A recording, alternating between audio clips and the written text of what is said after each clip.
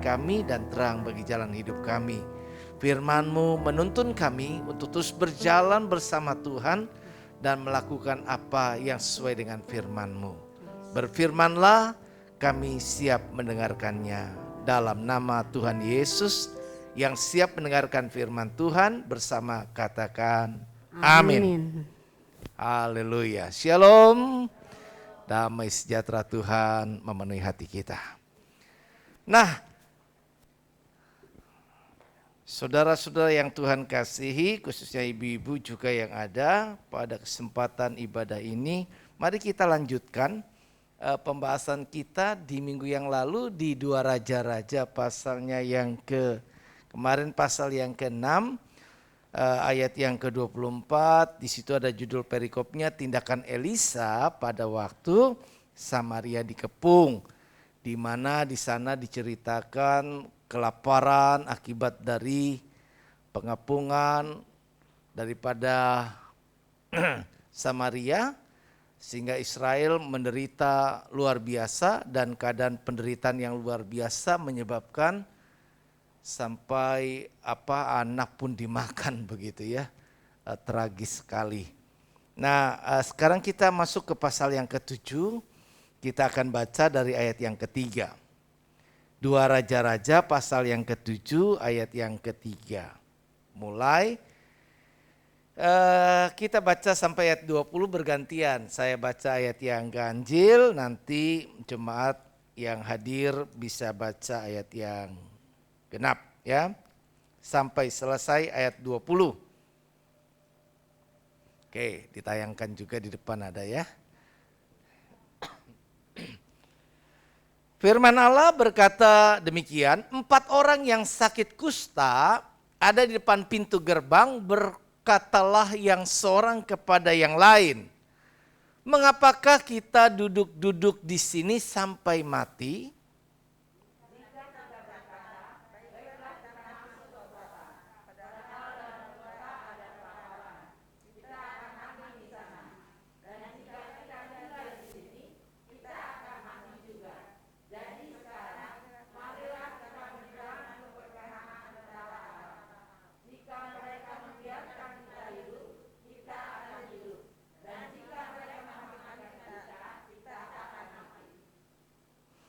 Lalu pada waktu senja bangkitlah mereka masuk ke tempat perkemahan orang Aram.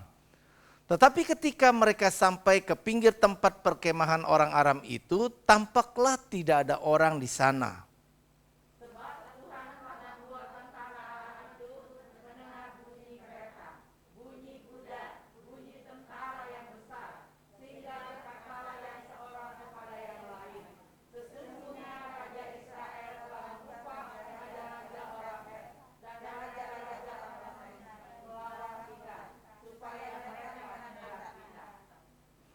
Karena itu bangkitlah mereka melarikan diri pada waktu senja dengan meninggalkan kemah dan kuda dan keledai mereka serta tempat perkemahan itu. Dengan begitu saja mereka melarikan diri menyelamatkan nyawanya.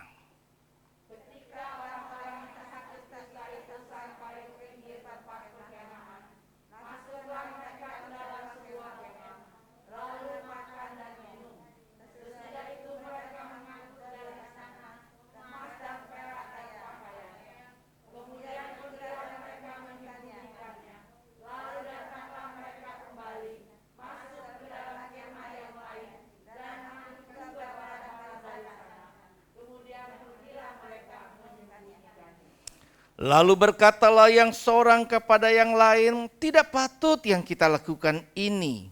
Hari ini ialah hari kabar baik, tetapi kita ini tinggal diam saja.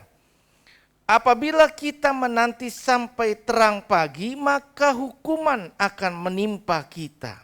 Jadi sekarang marilah kita pergi menghadap untuk memberitahukan hal itu ke istana raja.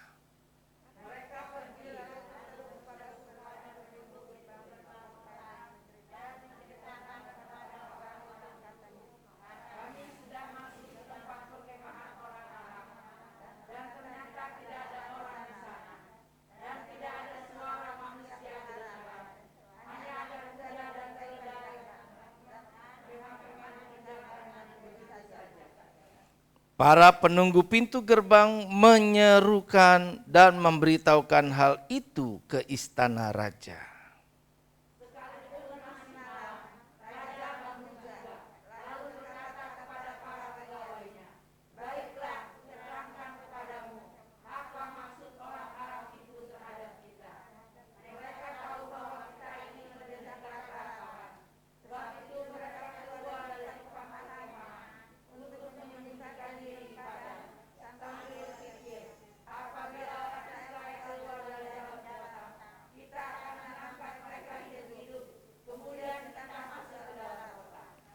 Lalu salah seorang pegawainya menjawab, "Baiklah, kita ambil 5 ekor dari kuda yang masih tinggal di dalam kota ini. Tentulah keadaannya seperti seluruh khalayak ramai Israel yang sudah habis mati itu. Biarlah kita suruh saja orang pergi supaya kita lihat."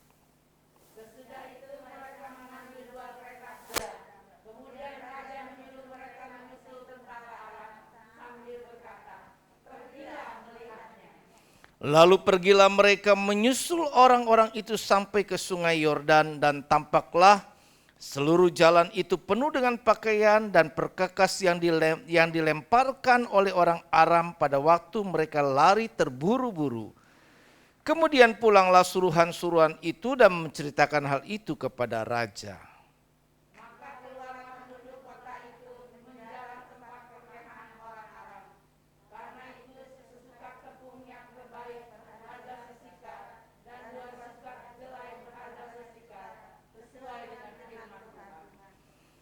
Adapun raja telah menempatkan perwira yang menjadi ajudannya itu mengawasi pintu gerbang. Tetapi rakyat menginjak-injak dia di pintu gerbang, lalu ia mati sesuai dengan perkataan abdi Allah yang mengatakannya pada waktu raja datang mendapatkan dia.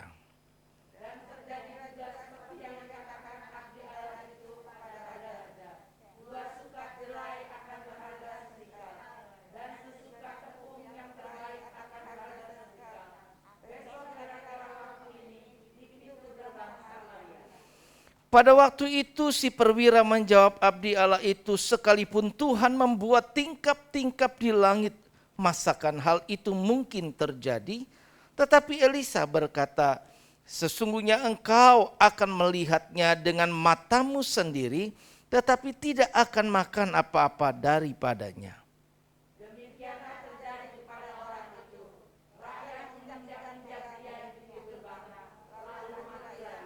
Wow, dahsyat ini firman Tuhan. Kalau dibaca, direnungkan, akan dapat beberapa poin yang kita bisa simpulkan. Cerita ya, bacaan kita sudah menceritakan kisah yang dimaksud. Dari hasil pengepungan terjadi kelaparan yang besar, luar biasa. Dan diceritakan di sisi lain ada berapa orang kusta? Ada 4? Ada berapa? Ada berapa orang kusta di sana dikatakan ayat yang ketiga?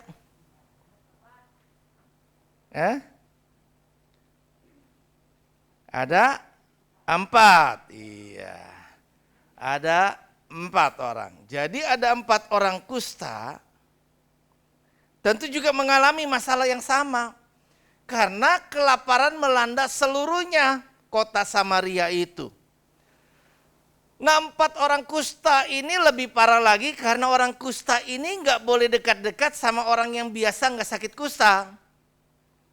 Karena orang kusta ini pasti dikucilkan karena sifat penyakitnya yang menular. Jadi tidak boleh dekat-dekat sama kebanyakan orang. Jadi tentu tidaklah mudah baginya untuk mendapatkan makanan. Tetapi di saat situasi yang semacam itu diceritakan oleh Alkitab, 4 orang kusta ini berpikir bahwa kalau aku diam saja di sini, kalau kami berempat diam saja di sini, kita bakal mati kelaparan. Kalaupun kita pergi ke kota, di kota ya sama juga situasinya, juga ada kelaparan, ya kita juga akan mati di sana. Tetapi kalau kami nyebrang lagi ke tempat yang kita tahu di situ ada musuh yang mengepung kami, mengepung kota Samaria, ya paling enggak kita bakal juga mati juga kalau mereka bunuh kita di sana. Jadi kalau dipikir-pikir dari beberapa pilihan, ada 3 pilihan: diam, pergi ke kota, ataupun menyeberang ke daerah musuh. Mana yang harus dipilih? Hidup ini nggak mudah, hidup ini kan terjadi dari berbagai keputusan atas pilihan-pilihan yang ada di depan kita. Kita mau memilih apa, kita harus tetap lakukan itu, dan pilihan yang salah akan menyebabkan hal yang buruk.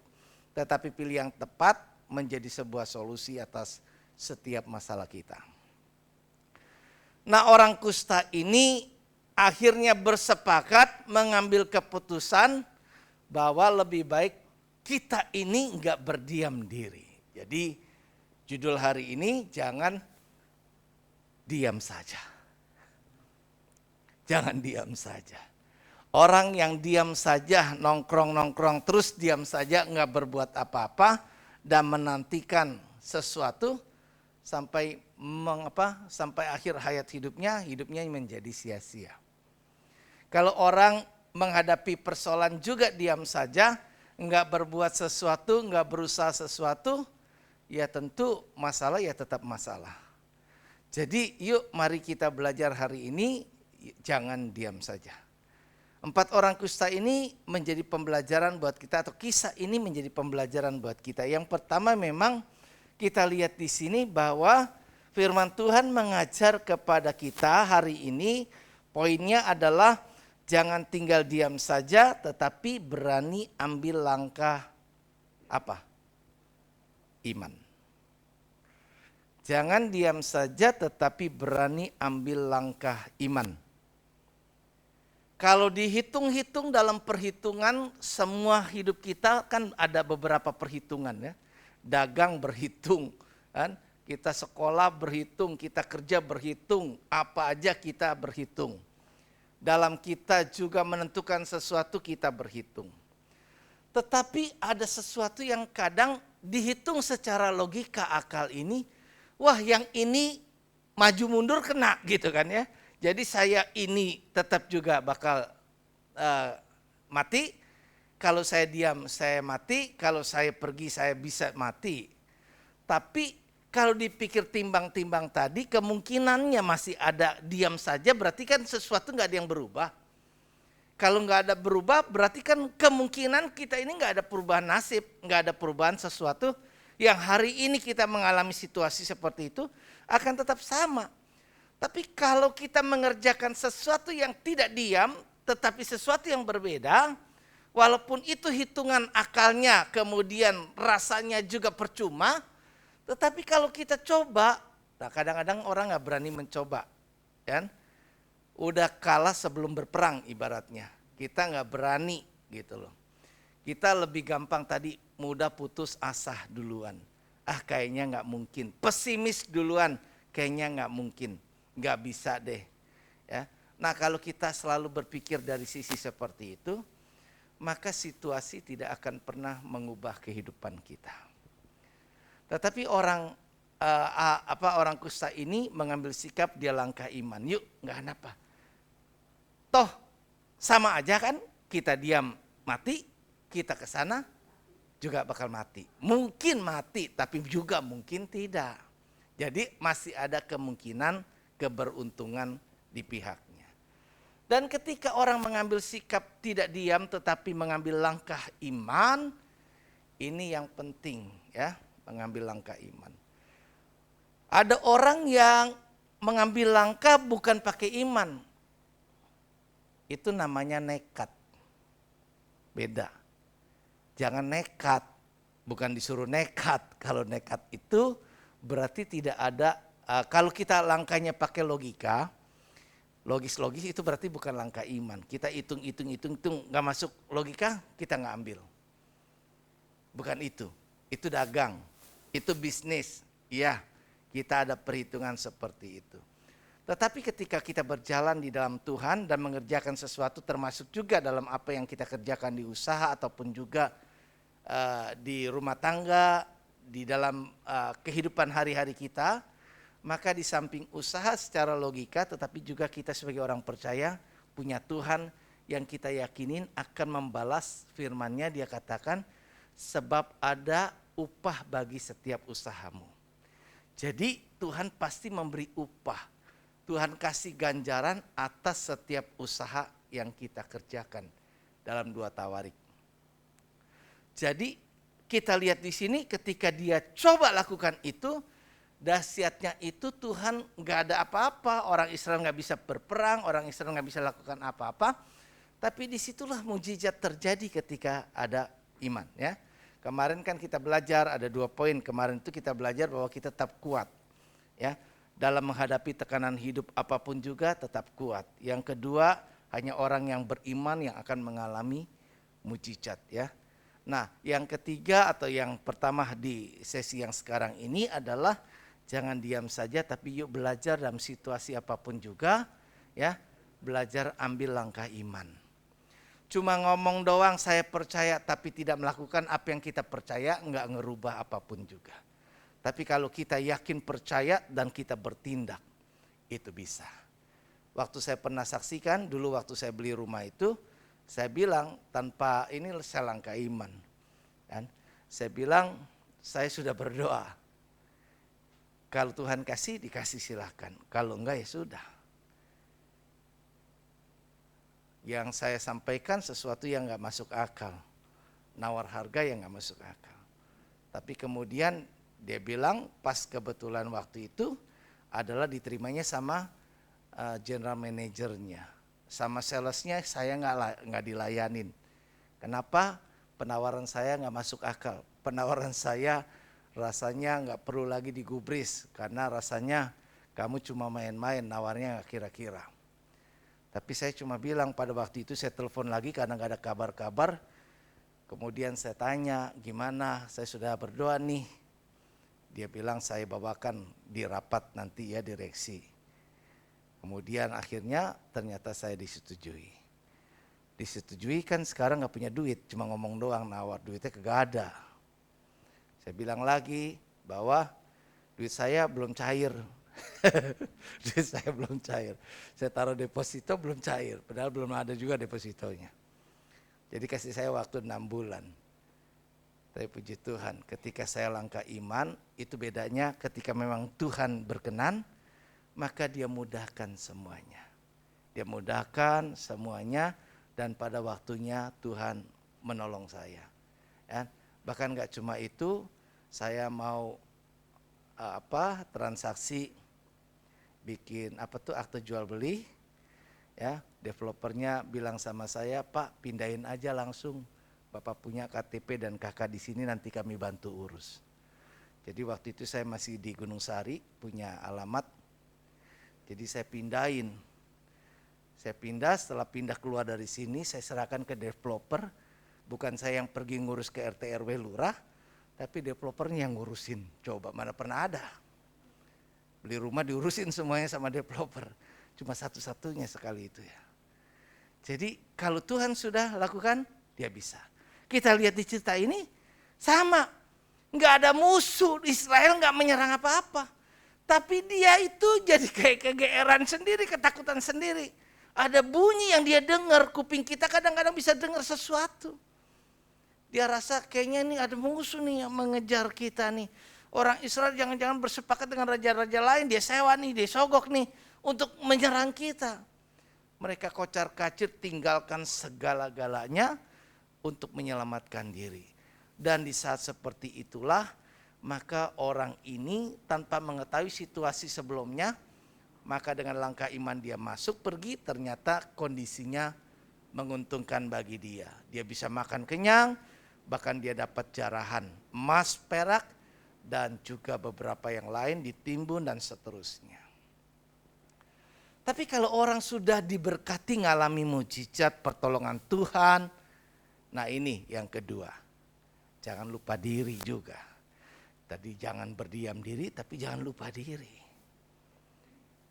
Jangan maruk, jangan nikmatin sendiri, lupa.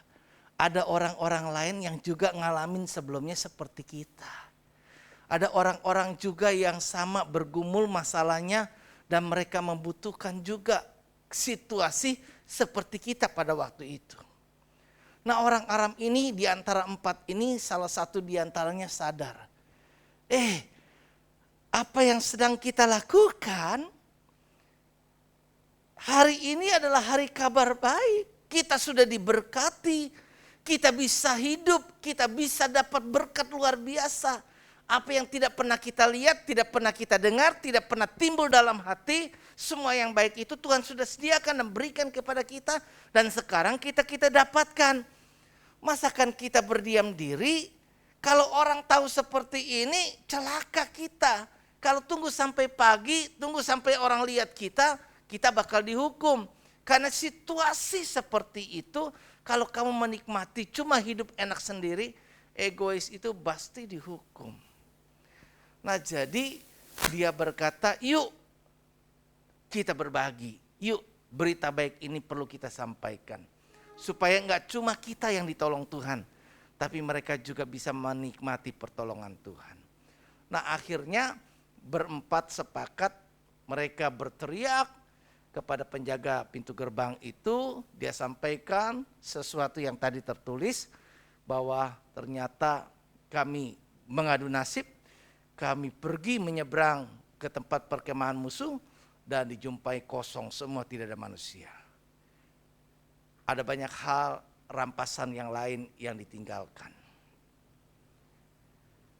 Kemudian penunggu pintu gerbang juga berseru sampaikan ke istana, dan raja kita bisa lihat malam itu juga bangun walau masih malam. Yang kedua, tetaplah kita dalam situasi apa? Ya. Tetap jadi berkat buat orang lain. Kalau Tuhan sudah tolong saya, kalau Tuhan sudah tolong kita, jadi berkat buat orang lain. Kita tidak hanya berdiam diri saja untuk diri kita saja, tetapi kita akan melakukan sesuatu buat orang lain. Kita punya pergumulan, anak-anak kita, keluarga kita, bahkan kita sendiri. Apapun bentuknya, kalau di ibu-ibu dalam kehidupan apapun ya, kita bisa lihat. Tapi kan dalam situasi apapun kalau kita lihat Tuhan sudah tolong begitu rupa ya, maka kita bisa belajar dari pertolongan Tuhan yang kita alami, kita bisa juga nanti jadi berkat buat orang lain. Kalau kamu punya masalah seperti ini, ya, saya ini mengalami yang sama loh. Saya bisa katakan seperti itu.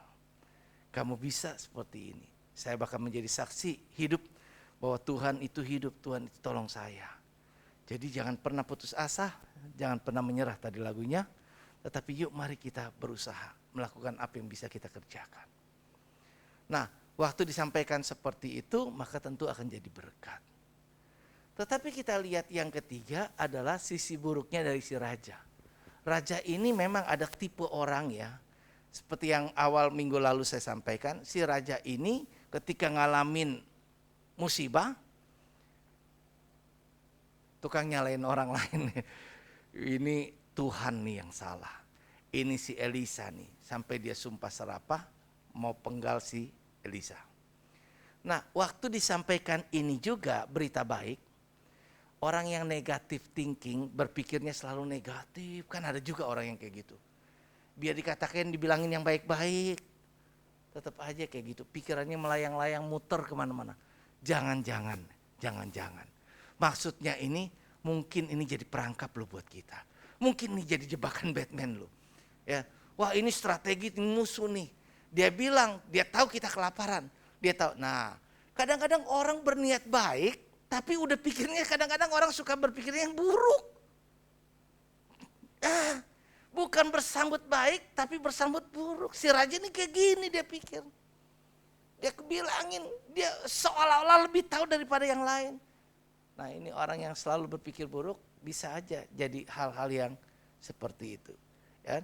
Di mana aja kita jumpai kehidupan, kita nggak jumpai selalu orang-orang baik.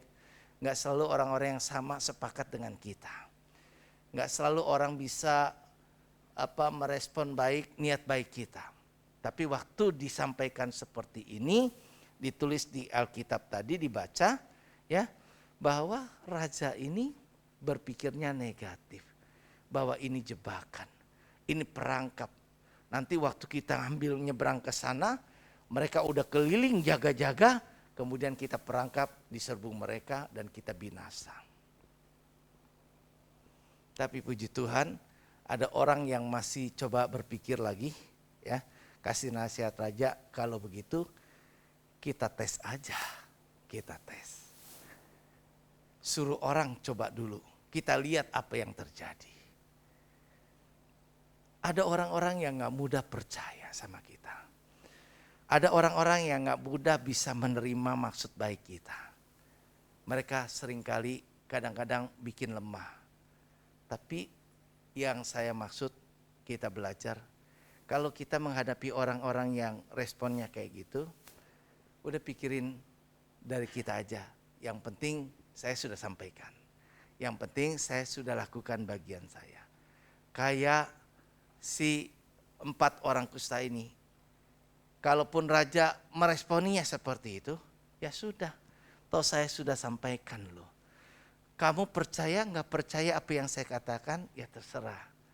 Tapi puji Tuhan akhirnya kenyataan dari survei, dari hasil diuji coba, disuruh orang dan ternyata benar apa yang dia sampaikan, sehingga barulah rakyat Israel menyerbu begitu kan ya, rame-rame ambil itu yang ditinggalkan sama musuh. Jadi yang pertama tadi adalah jangan diam saja, ambil langkah iman. Yang kedua, jadi berkat buat orang lain. Jadi jangan lupa diri. Yang kedua, jangan lupa diri. Kalau Tuhan sudah berkati, Tuhan sudah tolong, kita ngalami apa yang menjadi pergumulan hidup, ya yuk kita juga bisa bersaksi, kita juga bisa jadi berkat buat orang lain. Yang ketiga, jangan biasakan berpikir negatif. Jangan jadi orang yang curigation, curiga melulu sama orang. Nggak bisa melihat niat baik orang. Ini jangan. Ini ketemu sama orang yang begini ngeselin hati, capek hati. Dan Tuhan gak suka yang seperti itu. Kalau kita bersikap negatif seperti itu, termasuk si perwira ajunannya si raja, kalaupun Tuhan buat tingkap-tingkap di langit, berkati kita, logika saya gak masuk, gak percaya. Maka akhirnya dia gak ngalamin. Janji Tuhan ya dan amin. Tuhan pasti genapi. Persoalan kita gak ngalamin janji Tuhan itu bukan salah janjinya. Bukan Tuhan itu gombal gak memenuhi janji. Tapi karena kita gak memenuhi persyaratan untuk menerima janji Tuhan. Yaitu percaya. Yang terakhir keempat, bahwa apa yang difirmankan Tuhan itu pasti terjadi. Jadi seharusnya kita percaya. Kalau hari ini kita dengar firman tentang ini bukan teori saja, tapi kalau kita praktekkan pasti bisa kita dapatkan apa yang dijanjikan Tuhan. Kita lihat dituliskan Alkitab tadi, apa yang dikatakan oleh abdi Allah, apa yang dikatakan oleh Elisa kepada raja maupun perwira yang menyertai. Ditulis Alkitab bahwa besok pada waktu seperti sekarang ini juga, maka harga mulai turun. Ini perkataan iman, ini perkataan profetik, artinya sesuatu yang seperti yang berkata nubuatan dengan dorongan daripada imannya, hatinya bernubuat. Harga bakal turun drastis, rasanya seperti balik tangan. Dan apa yang dikatakan penyampaian firman Tuhan ya dan amin. Nggak peduli orang percaya apa tidak percaya, tapi firmannya pasti terjadi. Dan akan dialami oleh orang yang percaya dan tidak akan dialami oleh orang yang tidak percaya. Jadi karena itu kita belajar bahwa semua yang kita dengar firman Tuhan itu seharusnya membuat kita makin percaya teguh sama Tuhan. Karena firman Tuhan pasti digenapi. Ditulis di Alkitab di sini di ayatnya yang ke-16 sampai 20 tadi dari bacaan kita, bahwa semua terjadi seperti atau sesuai dengan apa yang telah dikatakan oleh Elisa. Semuanya seperti itu. Si perwira itu terjadi seperti yang dikatakan Elisa, kamu cuma lihat tapi kamu gak bisa menikmati. Kemudian harga turun juga sama terjadi seperti yang dikatakan. Jadi kalau kita lihat di sini semuanya persis banget. Karena itu bersyukur kita ini punya Allah, iman kita gak salah. Kita benar-benar sedang mengimani sesuatu yang benar di dalam iman percaya kepada Tuhan. Karena yang kita imani itu Allah yang hidup. Dialah Allah yang benar. Dan dialah hidup yang kekal. Itu Alkitab tulis sendiri, ada ayatnya. Yang menulis mengatakan dialah Allah yang benar. Alkitab menunjukkan siapa Allah yang benar.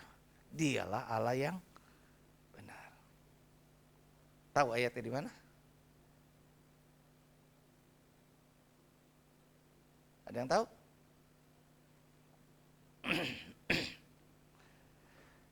Coba kita lihat ya, sebagai ayat penutup buat kita, untuk kita percaya sama Tuhan. 1 Yohanes pasal yang ke-5 ayat 20. Jika saya nggak salah ingat.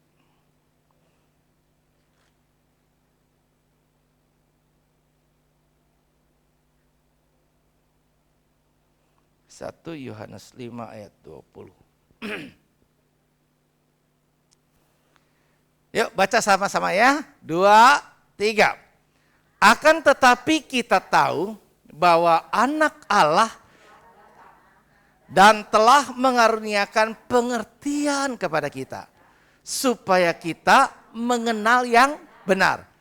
Dan kita ada di dalam yang benar. Di dalam anaknya Yesus Kristus. Dia adalah Allah yang benar dan hidup yang. Jadi Allah yang benar siapa? Tuh Yesus Kristus, Alkitab yang tulis. Dialah Allah yang benar. Mau hidup kekal itu, maka Yesus yang berkata, akulah jalan, kebenaran. Jadi dalam setiap persoalan pergumulan kita, jalan keluar dari persoalan kita ada pada Yesus. Karena itu kita percaya firman-Nya ya dan amin. Dan karena itu maka kita akan sepatutnya tetap setia sampai selama-lamanya apapun yang terjadi. Jangan pernah menyerah, jangan berputus asa. Ya, kita angkat lagu pujian ini. Yuk mari kita bangkit diri.